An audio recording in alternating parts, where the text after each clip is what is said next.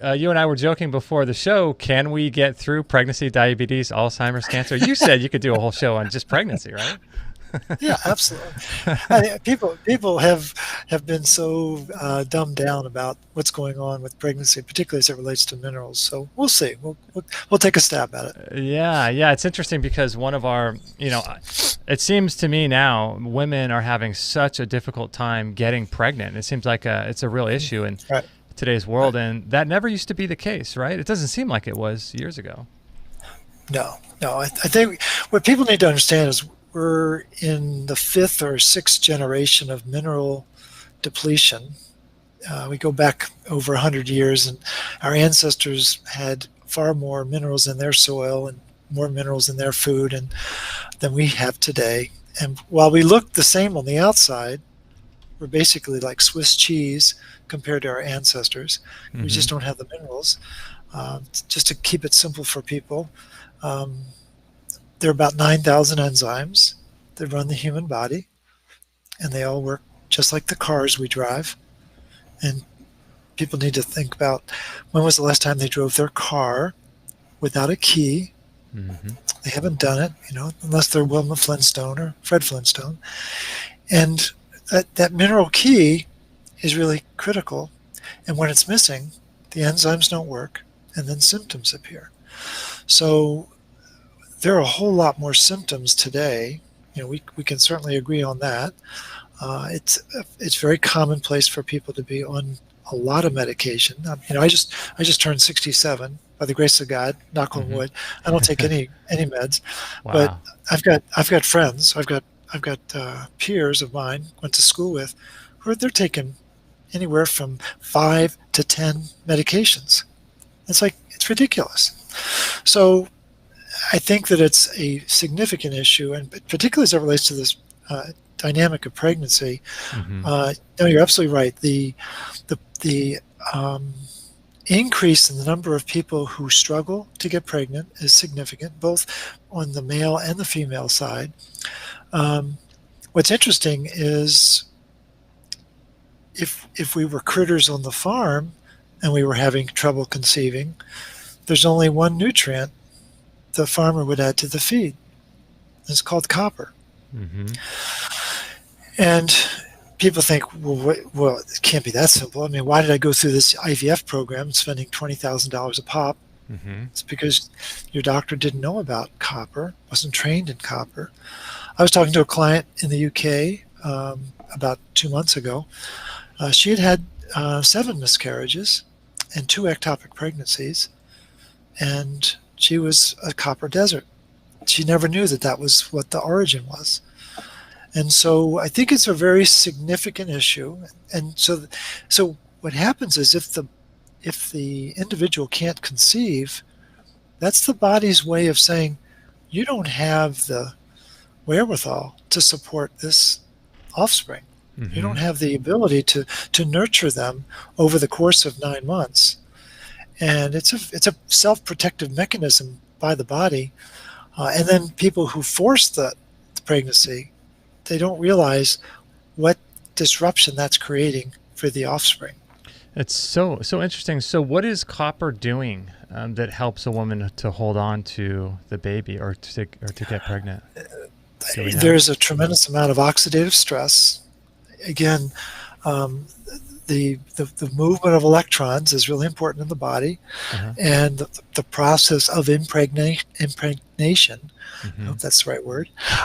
Implantation. Uh, there's a tremendous amount of exhaust given off, and the copper is instrumental to make sure that is minimized, so that there's the greatest chance for implantation. So, is it the fact that there's too? Well, I guess you can't really talk about these things in isolation, right? You can't talk about copper without talking about iron. So I was going to say, is iron also at play here with regards to the lack of bioavailable copper? It has to be, right?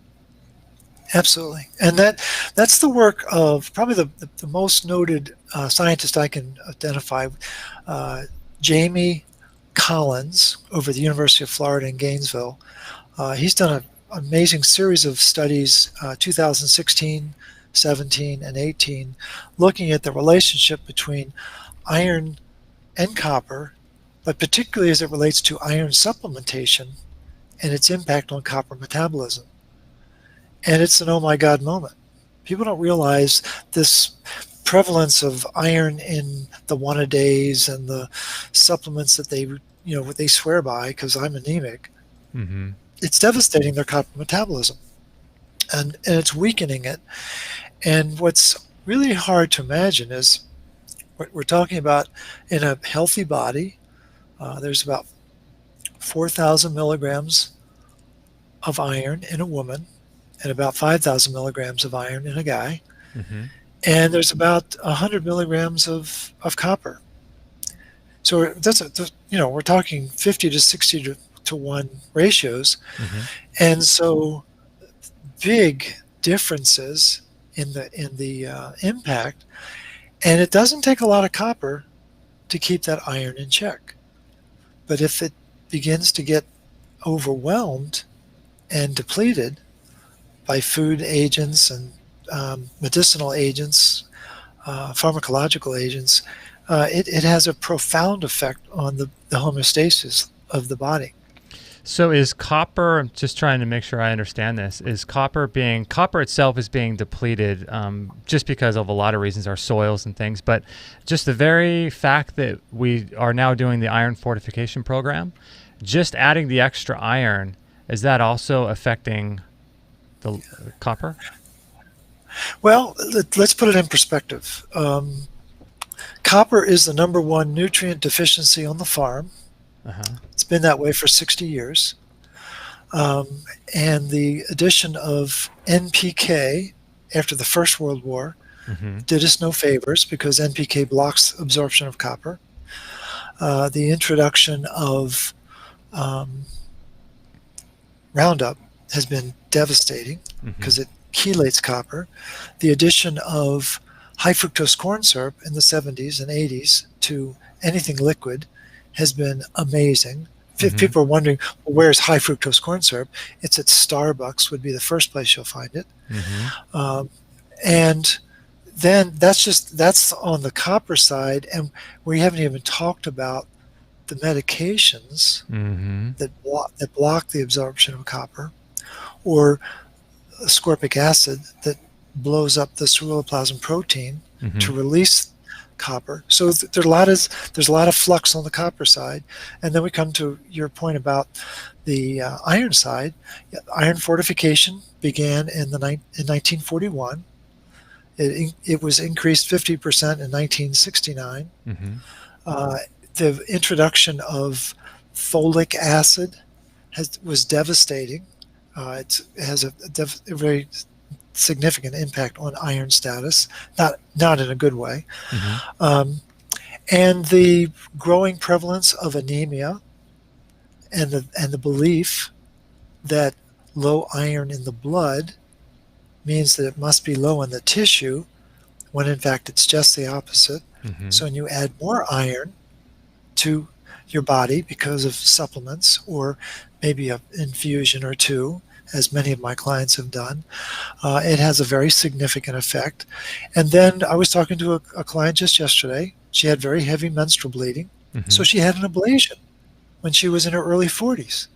Well, her menstrual cycle stopped. Wow. Well, now she's 55. I said, did anyone point out to you that you should be doing blood donations or anything? She said, oh, no. So she's had about 12 years of no blood loss in a body that's perfectly designed for blood loss. Well, now she's got depression, anxiety, osteoporosis. She's a hot mess. She had a kidney stone, all because of this rising tide of iron in her body that no one told her was building. Oh, and then just to add insult to injury, she was working with an alternative practitioner who had her taking 8,000 IUs of vitamin D every day for years. No. Wow. Not knowing that was increasing her calcium load. I mean, it's just, so, again, this is anecdotal. I know it's an N of one, but I've talked to thousands of people with these types of dynamics. And so there's been this this juxtaposition of the loss of copper, the rise of iron, in bodies that are designed for a very delicate balance between the two, and the growing level of oxidative stress, and its second stage, which is called inflammation. Every condition that we are familiar with, any chronic condition that your listeners are familiar with or experiencing, has inflammation attached to it. Well, what is inflammation? It means there's a rising level of hydrogen peroxide. Well, why is the hydrogen peroxide going up? Because there's no bioavailable copper to either turn the oxygen into water, H2O, or neutralize the H2O2 with catalase or glutathione peroxidase. And so the rising level of hydrogen peroxide, it's a signaling molecule under physiological conditions, but when it gets too high, it becomes corrosive. And so that's what's challenging a lot of people, particularly people trying to get pregnant. So when you were talking about blood donations, and this is something that I've been just started now. I've been involved in this health journey since 2003, and I'm only now just getting into regular blood donations. But would you recommend it for women who are trying to get pregnant or are already pregnant, or is that something that you don't normally? That's a great question. No one's ever asked that question. I think what I would start with is I would encourage people to get what's called the Full Monty Iron Panel that looks at a variety of minerals, magnesium, zinc, copper, several different facets of iron, looks at their retinol level, vitamin A, and their vitamin D level, gives them a better context for to what extent is my body in balance. And the concern I have with modern obstetrics today is there is a complete obsession and preoccupation with iron status measured by ferritin, which is a very misleading marker for iron status, and there's a preoccupation with vitamin D, with no consideration to how important retinol is to the developing fetus, no consideration given to how important bioavailable copper is to the developing fetus and the mother. And what a lot of women do not know, and neither does their obstetrician know, that at the last trimester of the pregnancy is where some very important dynamics take place. And there's a very, you and I are adults. We have livers that have about 7 milligrams of copper in them. That's considered normal. About the same amount in our brain too. Liver and the brain are the two highest concentrations. But when you and I were born, if everything went well and mom was doing okay, we were born with livers that had 70 milligrams of copper. And that forms the basis of our immune system in the first 2 years of life, because we don't really have an immune system years 0 through 2. And then under ideal circumstances, we get a download of retinol from mom, with breast milk, right? And what is important for the listeners to understand, particularly the ones who do want to get pregnant or are pregnant, the 90% of the cells in breast milk are macrophages. Well, macrophages are the Pac-Men that gobble up the bad guys. And so the baby is getting an enormous download of these macrophages, which is really important for their immune system. And during that period of breastfeeding, and it ideally would be about 18 months, but not everybody does that. And many people do use formula. Well, what's the focus of formula? Got to get a lot of iron. Got to get a lot of vitamin D. Well, there's no iron and vitamin D in breast milk. Thank you very much. A lot of those formulas have a lot of estrogen.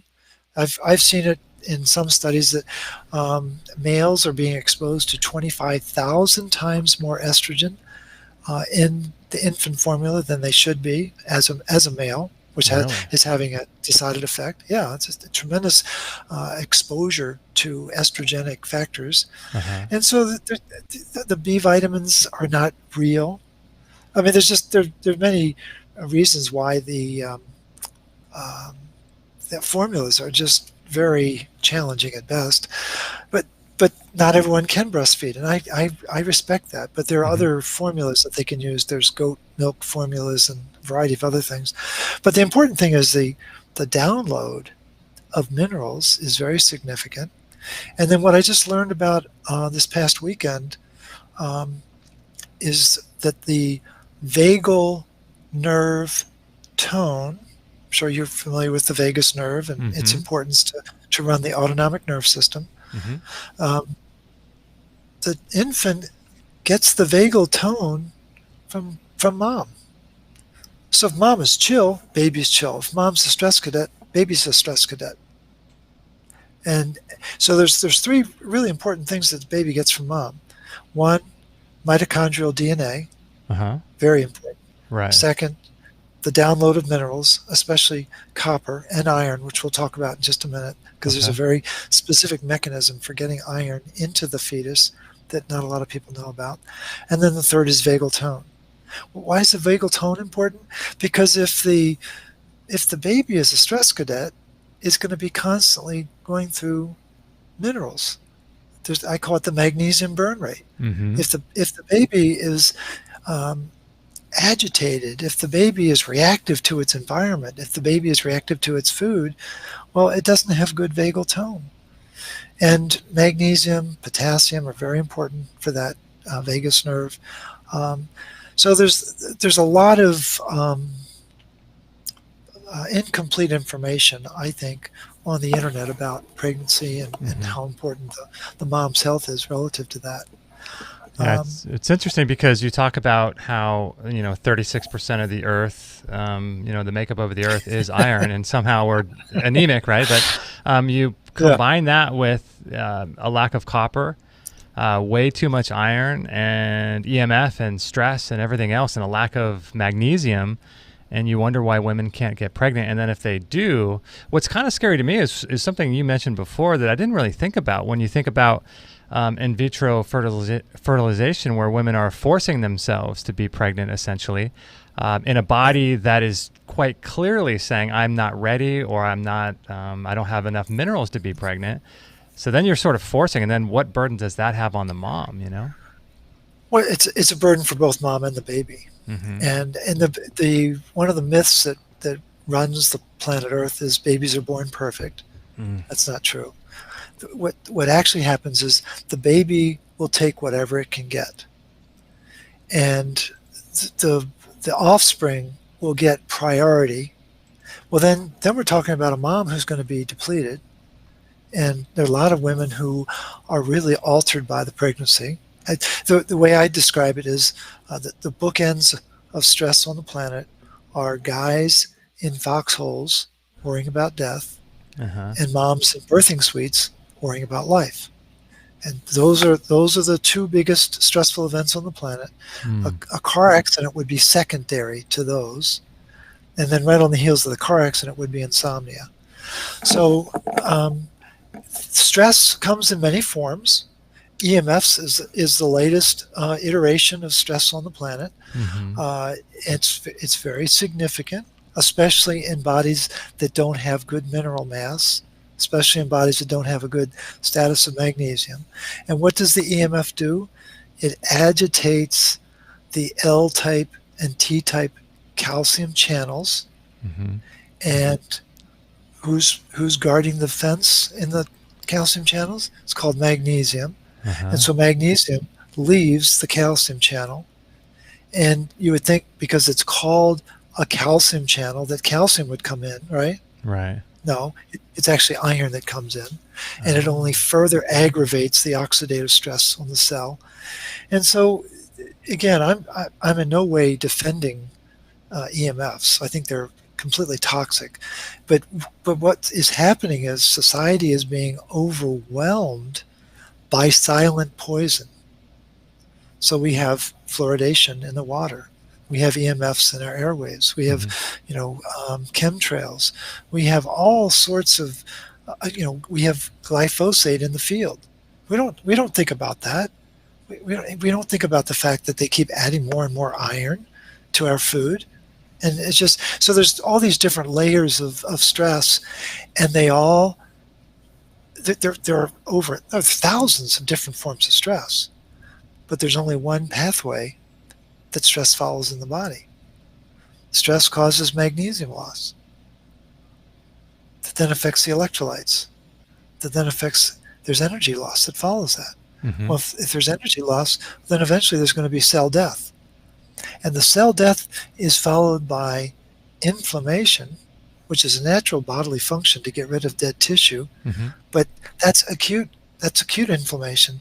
Today we are suffering from chronic inflammation because the body can't get out of that pattern. And then what is inflammation followed by? Fibrosis.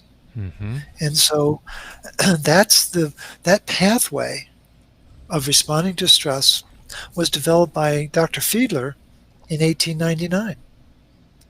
That pathway is what runs our response to stress, whether it's EMF or food toxins or glyphosate in the soil, or you had an argument with your wife, Mm-hmm. or you don't like your job, or you were just in a car accident. All of those stressors have the exact same response physiologically. Mm-hmm. Yeah, and you And mentioned. so that flies in the face of people's belief that they're unique and special. Yeah, it's so fascinating because you talked about even iron overload itself induces the fear factor in people, and many fearful people are overloaded with iron. And I'm curious, when it comes to back to pregnancy, would you recommend then women get that full Monty blood test probably before pregnancy? But if they're already pregnant, would that be something they should still consider, do you think? Well, I think what's important is people need to, I think a really good source of information around pregnancy and around early life is provided by the Weston A. Price Foundation. I think they have a wonderful series of articles, and they've got a website devoted to helping people with feeding their children. I think that's a good source of ancestral education. I think people, again, when we're talking about couples that are having trouble conceiving, guess what the dominant emotion is? It's fear. Always Right? fear, right? Yeah, it's fear. It's like, oh my Yeah. God, I'm not going to be able to have a child. Yeah. I had planned to have a child now, and if I can't have it now, it's really going to screw up my whatever. And it's like, so there's a lot of emotion tied to this. Mm-hmm. And so I think that people need to step back and get better educated about what did our ancestors eat who were raising families, our grandparents, great-grandparents, great-great-grandparents. They were pretty savvy people. Mm-hmm. They were very simple. They didn't have cell phones. They didn't have the internet, Mm. but they had very happy and productive lives. And they had children. Mm-hmm. And as you pointed out, they didn't usually have trouble conceiving. It's very Yeah. rare that our ancestors would have had that problem. Yeah. But I think it's important for people to ask more questions of their practitioner. So why do I need this vitamin D in my prenatal? As a rule, I do not recommend people taking prenatals. Mm-hmm. What my wife, who's a chiropractor and mother of 5 children, all home birthed, and she has a very active practice with pregnant women. Mm-hmm. She uses the standard process Catalyn product, Catalyn. It's a broad-based supplement that is very helpful for women trying to get pregnant and supporting their child. But it's not riddled with a lot of fake and phony nutrients, and it's not iron fortified and all that stuff. So I think people need to really do some research. I think people need to really understand, why is there no iron in breast milk? Why is there no vitamin D in breast milk? It's an important. Why would Mother Nature design breast milk that way? And why are we now consuming substances that are violating Mother Nature? Mm-hmm. That on the surface, that doesn't make sense to me at all. And so I think a lot of people are getting swept up in the world of convention, and I think it's time for take a time out and really study what's going on. It's fascinating because my wife and I were just talking about this morning about the relationship between polyunsaturated fatty acids, cholesterol, and sunshine and vitamin D, and you combine with the Iron Fortification Project, and it almost makes you, if you have sort of a conspiratorial mind, and you kind of think that maybe people really know a lot more about this than they're saying, it almost makes you kind of think like they're raising iron in ungodly amounts in our food, and we're already getting it from the soil and acid rain and everywhere else, and then they're lowering copper, and then they're telling us to take vitamin D and telling us to don't eat anything with cholesterol or no fat, so you can't make vitamin D from the sun. I mean, it almost just seems like this perfect storm, doesn't it? It's really bizarre. Well, absolutely a perfect storm. And one of my favorite quotations from Ray Peat, who's a world-renowned lipidologist. Mm-hmm. It's one of his articles that talks about iron. It's not the one that I sent you earlier, but there's another one that's fascinating. I'll show that anyway. And in his article, he says, sunshine is what keeps copper from becoming iron.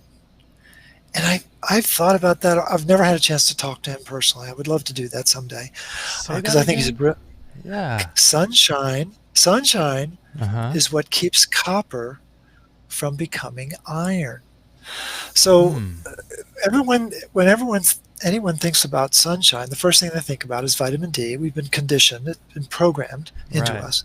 Right. What people do not understand is that sunshine also has a secondary function, which is probably more important than vitamin D, and that's to initiate the breakdown of vitamin A into its component parts. And so retinol becomes retinoic acid, and there's 4 of them that I'm aware of. They're all hormones. So all trans, 9-cis, 11-cis, and 13-cis retinoic acid are all very powerful hormones inside the body that do amazing metabolic functions. And then there's a whole series of nuclear receptors that are retinoid based. And nobody talks about that. Well, what retinol also does, and we may have talked about this before, but just to reinforce it, retinol works to make sure that inside the cells, that copper can be loaded into enzymes, the most important of which, of course, is ceruloplasmin.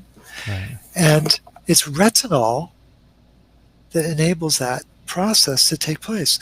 Well, what's the most important enzyme that ceruloplasmin expresses is called ferroxidase, and it's what prevents iron from becoming reactive and toxic in the body. And so I think what Ray Peat is alluding to is we need that sunshine to break down the retinol, to make the copper bioavailable, to keep the iron at bay. And if that isn't there, then the iron does take over, and it becomes much more prevalent in our body. And people need to be aware of that delicate dance between copper and iron, and how important the sunshine and retinol is to enable that process to unfold properly. And again, the optics of pregnancy are all about vitamin D. Nobody's talking about retinol. It's incredibly important. And when you study fetal health, I would encourage the listeners, just Google fetal health retinol deficiency, and they're going to be shocked at what pops up. And what's important for people to understand is that the unopposed vitamin D supplements will block the absorption and the utilization of retinol. In Mother Nature, whenever you find A and D, they're together. They're not isolated from one another. And there's always at least 10 times more retinol than there is vitamin D. Why would Mother Nature do that? Maybe because retinol is really important, or maybe because vitamin D is really powerful. It's the oldest hormone on the planet. It's the most powerful hormone on the planet. And so Mother Nature has a bunch of retinol to keep it in check.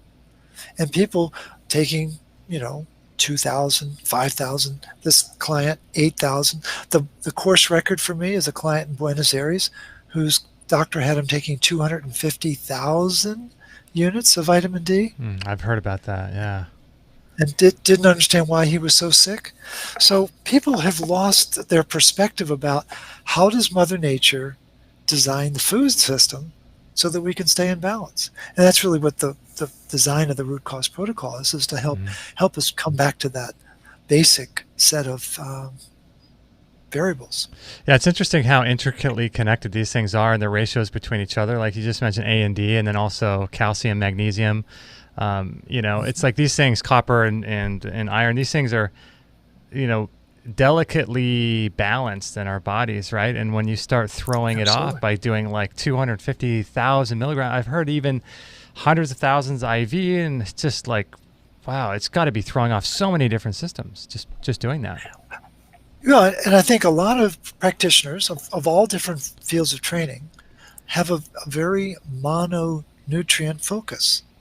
They think, oh, well, your vitamin D is low, or oh, your calcium is low, or oh, your iron looks low, and they don't think about what you're talking about, which is nature is all about yin yang. So everything's in harmony, everything's in balance, and it's not that they're equal, but there's a set ratio depending upon what the factors are, and we need to have that balanced perspective and that understanding that there are these very delicate ratios that drive the physiology of the body. What I appreciate, Justin, is you keep talking about copper and iron. Well, most people have been trained to think about copper and zinc, the zinc copper ratio. Right. Well, my zinc copper ratio is all. It's like, scratch that record. That's not the ratio that matters. And I'm really glad the listeners are hearing that again and again, that it's really this relationship between copper and iron. Why? Because they're the only two metals on the planet that have any relationship with oxygen. Mm-hmm. And iron carries it, but copper activates it. And that's the important distinction for people to understand.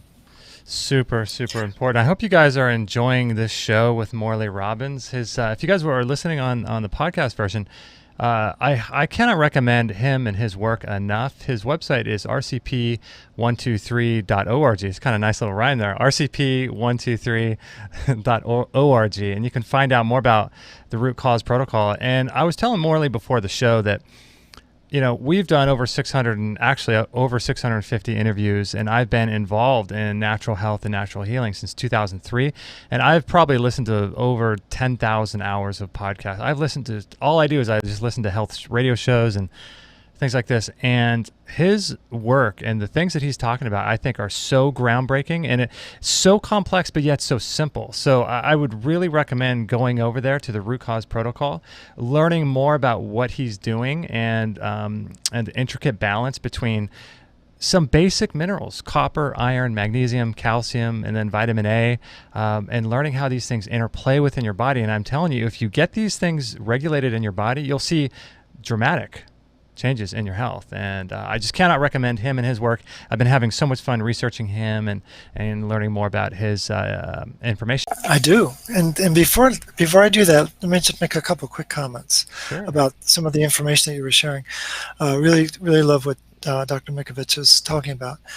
When lymph isn't moving right, there's too much iron and not enough bioavailable copper. Oh. And so whenever the highway starts to get backed up, whether we're talking lymph or blood, you got too much iron. So I think it's good for people to know that that's a very primal dynamic that really will affect them. The other thing, real quick, with a very little known function that's in the placenta of the mother is an enzyme called zyclopen, ZYKLOPEN. Dr. McCardle, MCARDLE, and his team, 2010, 2012, have been instrumental in explaining the importance of the cyclopen enzyme, which regulates the transfer of iron between mother and child. Oh, okay. Now, what's important about that enzyme is that it is copper dependent. Okay. And not many people have enough copper to spit at.